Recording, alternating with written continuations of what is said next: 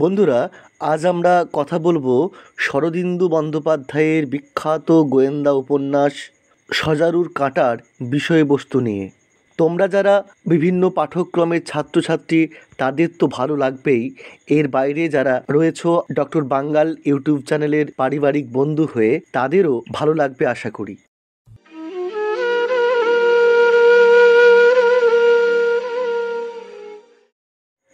শরদিন্দু বন্দ্যোপাধ্যায়ের সজারুর কাঁটা গোয়েন্দা উপন্যাসটি শুরুই হয়েছে একটি খুনের ঘটনা দিয়ে। কলকাতার দক্ষিণ গোলপার্কের কাছে ফাল্গুন মাসের ভোরে বুড়ো ভিখিরি ভাগুরামকে কেউ খুন করেছে। খবরের কাগজের এক কোণে এই খবরটা বের হয় মূলত মারণাস্ত্রের বৈশিষ্ট্যের জন্য। সাধারণত খুনের ক্ষেত্রে আততায়ীরা ব্যবহার করে থাকে বন্দুক, পিস্তল, রাইফেল। এখানে ভাগুরামকে খুন করার জন্য আততায়ী ব্যবহার করেছে সজারুর কাঁটা। পিঠের দিক থেকে একটা 6 ইঞ্চি লম্বা সজারুর কাঁটা ভাগুরামের হৃদযন্ত্রের মধ্যে ঢুকিয়ে দিয়ে খুন করা হয়েছিল। সহায় সম্বলহীন ভিখিরি বলেই এ মৃত্যু নিয়ে খুব বেশি হইচই হলো না, পুলিশও বেশি মাথা ঘামালো না। খুব স্বাভাবিক, সহায় সম্বলহীন সমাজের নিচু স্তরের মানুষদের নিয়ে খুব একটা মাথা ব্যথা সাধারণত দেখা যায় না। সে যাই হোক, মাসখানেক পরে রবীন্দ্র সরোবরের এক বেঞ্চিতে শুয়ে থাকা একজন সামান্য মজুর মঙ্গলরামকে ঘুমের মধ্যেই কেউ একই কায়দায় হত্যা করলে বেশ একটু সাড়া পড়ে গেল। কারণ অবশ্যই সেই মারণাস্ত্র সজারুর কাঁটা। এবারেও সামান্য লোক বলেই পুলিশ 2-4 দিন তদন্ত করে হাল ছেড়ে দেয়। 2 সপ্তাহ পরে এক ছোট মণিহারি দোকানের মালিক গুণময় দাস একইভাবে খুন হলেন রবীন্দ্র সরোবরের লেকের ধারে। এরপরেই খবরের কাগজে তোলপাড় শুরু হলো। একজন পাগল খুনি সজারুর কাঁটা নিয়ে সারা শহর দাপিয়ে বেড়াচ্ছে, কিন্তু অকর্মণ্য পুলিশ তাকে ধরতে পারছে না। এই আক্ষেপের উষ্মা কলকাতার, বিশেষ করে দক্ষিণ কলকাতার অধিবাসীদের খেপিয়ে তুলল। সন্ধ্যার পর পার্কের দিকে প্রায় সকলেই যাওয়া ছেড়ে দিল। 10-12 দিন পরে উত্তেজনা যখন একটু কমে এলো, একদিন ব্যোমকেশের কেয়াতলার বাড়িতে এই সজারুর কাঁটা নিয়ে ইন্সপেক্টর রাখালবাবু যখন আলোচনা করছিলেন, তখন তার একটা ফোন আসে। জানা যায় এবার একজন উচ্চ শ্রেণীর ভদ্রলোক একইভাবে আক্রান্ত হয়েছেন, তবে তিনি মারা যাননি, হাসপাতালে ভর্তি আছেন। এ মৃত্যু না হওয়ার পিছনে কোনো রহস্য আছে জানতে পেরে রাখালবাবু এবং ব্যোমকেশ দুজনেই বেরিয়ে গেলেন। সজারুর কাঁটা উপন্যাসের এই পর্যন্ত অংশ মূল কাহিনীর উপক্রমণিকা। শরদিন্দু বন্দ্যোপাধ্যায় এই অংশের নাম দিয়েছেন উপক্রম। এরপর কিন্তু শুরু হচ্ছে গোয়েন্দা উপন্যাসের মূল কাহিনী, অর্থাৎ ফ্ল্যাশব্যাক, বা যেটাকে আমরা বলি পশ্চাৎ উদ্ভাসনের মাধ্যমে শুরু হয়েছে কাহিনী। এই কাহিনীর নায়িকা দীপা বনেদি রক্ষণশীল পরিবারের মেয়ে। তার ঠাকুরদা উদয় মাধব মুখুজ্জে ছিলেন এক বিখ্যাত কলেজের প্রিন্সিপাল। হঠাৎ পঙ্গুত্বের কারণে অবসর নিয়ে বাড়িতেই থাকেন এবং নিজের শয়নকক্ষ থেকে প্রচণ্ড দাপটে সংসারে কর্তৃত্ব করেন।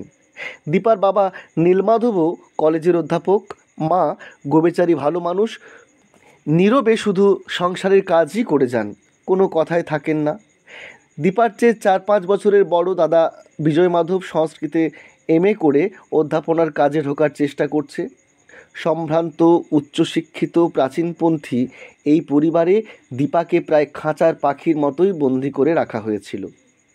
গার্লস স্কুল থেকে পাশ করার পর তাকে আর কলেজে পাঠানো হয়নি। তাকে একা বাড়ির বাইরে বের হতে দেওয়া হতো না। তবে উদয় মাধব বাড়িতে লোকসমাগম পছন্দ করতেন বলে যে কোনো উপলক্ষে বাড়িতে লোকজন নিমন্ত্রিত হতেন। তখন দীপা ঠাকুরদা, বাবা, দাদা সকলের বন্ধুদের সামনে বেরোতে পারত। এক্ষেত্রে কোনো নিষেধ ছিল না। আর এভাবেই সে একজনের প্রেমে পড়ল। দীপা যার প্রেমে পড়েছিল সেও তার অনুরাগী, কিন্তু প্রেমিকের জাত আলাদা। দুপুরবেলা তাদের মধ্যে টেলিফোনে কিছু কথা হয়। সন্ধ্যাবেলায় সে জানালার সামনে দাঁড়িয়ে থাকে আর তার প্রেমিক ফুটপাত দিয়ে তাকে দেখতে দেখতে চলে যায়। ব্যাস, এটুকুই তাদের মধ্যে যোগাযোগ।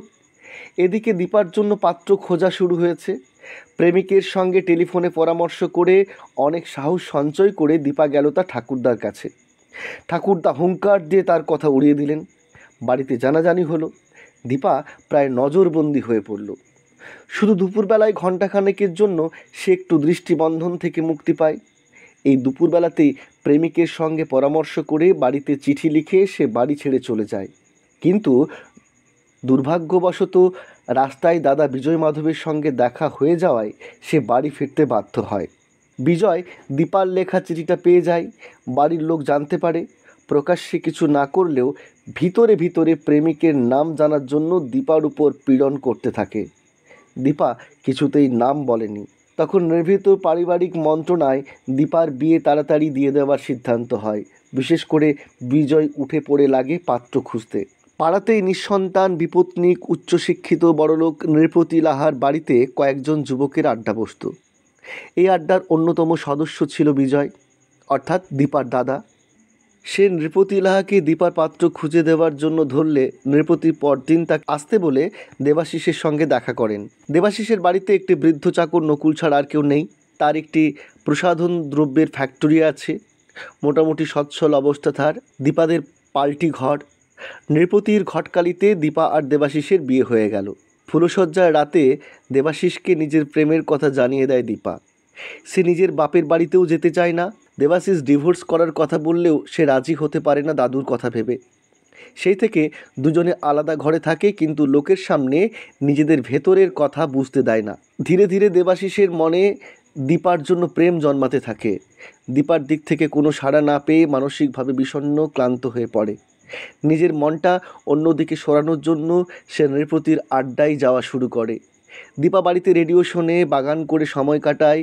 মাঝে মাঝে তার কাছে দুপুরবেলায় তার প্রেমিকের ফোন আসে, কিন্তু এই বাগান করতে গিয়ে খুব ধীরে ধীরে দীপাও দেবাশিসের কাছে আসতে থাকে নিজের অজান্তেই।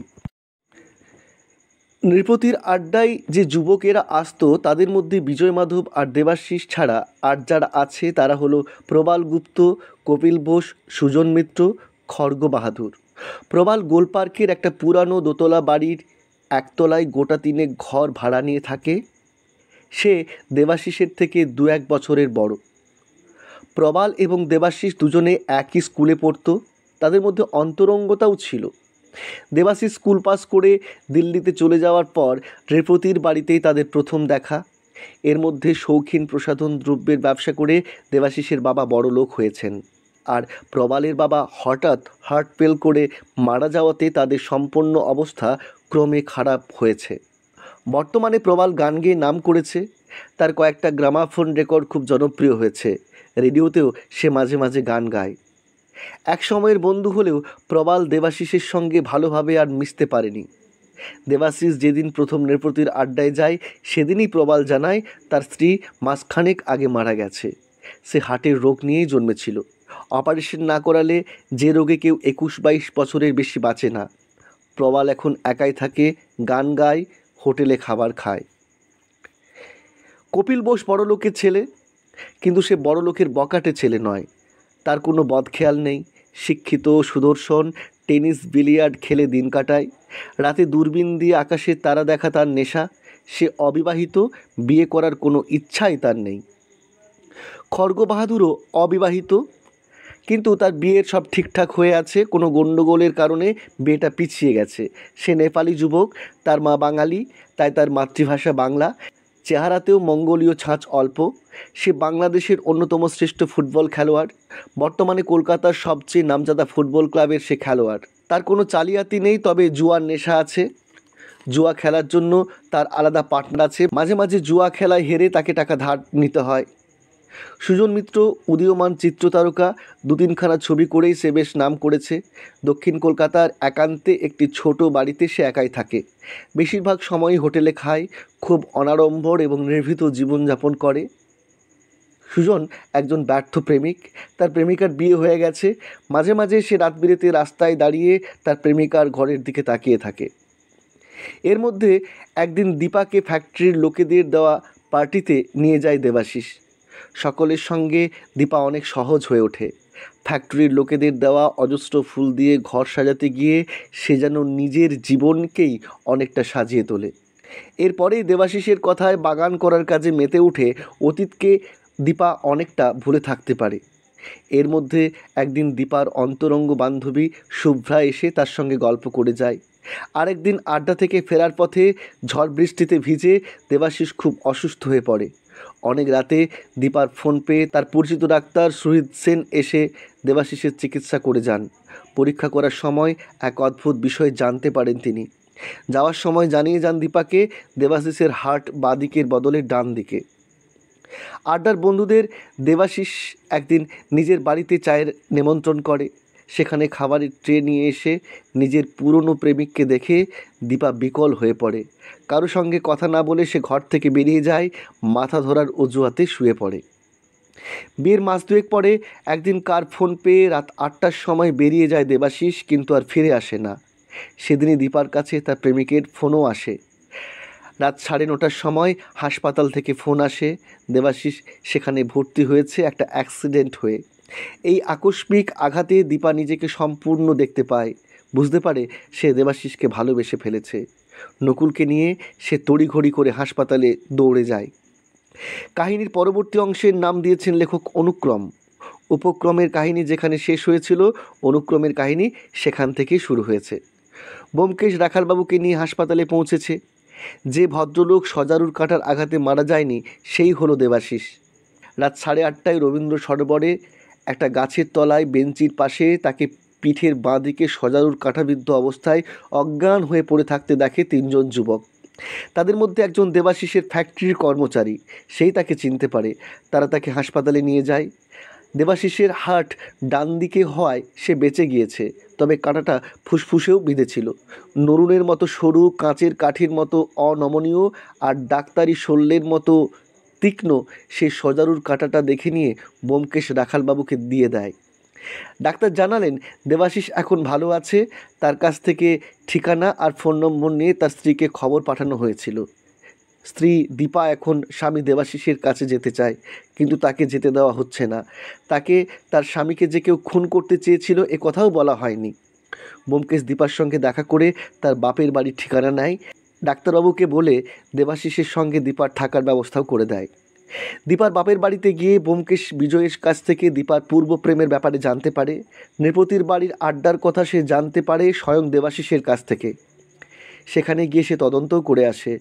তারপর দীপার ঘরে গিয়ে তার জিনিসপত্রের মধ্যে থেকে আবিষ্কার করে একটি অটোগ্রাফের খাতা। সেখানে তার প্রেমিকের স্বাক্ষর দেখে ব্যোমকেশ পরিষ্কার বুঝে যায় খুনিকে। তারপর সেই খুনির জন্য ফাঁদ পাতে। তার আগে সে দীপার কাছে জেনে নেয় দেবাশিসের হৃৎপিণ্ড যে বুকের ডান দিকে সেটা সে জানতো কি না। এই বিষয়ে নিশ্চিত হয়ে সে বুঝল দীপা তার প্রেমিককে বিষয়টা জানায়নি, অর্থাৎ এই খুনের চেষ্টার পিছনে দীপার কোনো হাত ছিল না। ব্যোমকেশের পাতা ফাঁদে পা দিয়ে তাকেই খুন করতে গিয়ে ধরা পড়ল প্রবালগুপ্ত। বুলেট প্রুফ ফতুয়া পড়ে থাকার জন্য সজারুর কাঁটার আঘাত থেকে বেঁচে গেল ব্যোমকেশ। উপন্যাসের শেষে এসে জানায় বড়লোক থেকে গরিব হয়ে যাওয়া প্রবাল নিজের অবস্থা মেনে নিতে পারেনি। সে ভেবেছিল বড় ঘরের একমাত্র মেয়েকে বিয়ে করলে তার অবস্থা ভালো হয়ে যাবে, তাই বউ মারা যাওয়ার আগে থেকেই সম্ভবত দীপার জন্য ফাঁদ পেতেছিল। গানের মোহে দীপা তার দিকে আকৃষ্ট হয়েছিল। প্রবাল যে বিবাহিত সেটাও সে দীপাকে জানায়নি। পালিয়ে গিয়ে বিয়ে করার মতলব তার প্রথম থেকে ছিল, কিন্তু পালাতে গিয়ে ধরা পড়ার পর দীপার বিয়ে হয়ে গেল, তাও আবার দেবাশিসের সঙ্গে। হিংসায় রাগে ক্ষেপে উঠে সে ঠিক করল দেবাশিসকে খুন করে বিধবা দীপাকে বিয়ে করবে। দীপাও তখন স্বাধীন হবে, বাপের বাড়ির শাসন আর থাকবে না। দেবাশিসেরও আর কেউ না থাকায় তার সব সম্পত্তি প্রবালেরই হাতে আসবে। কিন্তু প্রথমেই দেবাশিসকে খুন করলে দীপাকে বিয়ে করার পর সবাই তাকে সন্দেহ করবে, তাই পরিকল্পনা করেই সে নিরপরাধ 3টি মানুষকে খুন করে। তারপর একদিন খড়গ বাহাদুর দেবাশিসকে ফোন করে রবীন্দ্র সরোবরে আসতে বলে টাকা নেওয়ার জন্য। প্রবালও সুযোগ পেয়ে যায়। ব্যোমকেশ নৃপতির আড্ডায় গিয়ে বলে আসে সজারুর কাঁটা দিয়ে আর খুন না হলে বোঝা যাবে দেবাশিসই আততায়ীর প্রধান লক্ষ্য। মূলত এটা ছিল ব্যোমকেশের একটা ফাঁদ। সেটা না বুঝে প্রবাল ভেবেছিল তাকেই খুন করে সে প্রমাণ করবে দেবাশিসই আততায়ীর প্রধান লক্ষ্য নয়।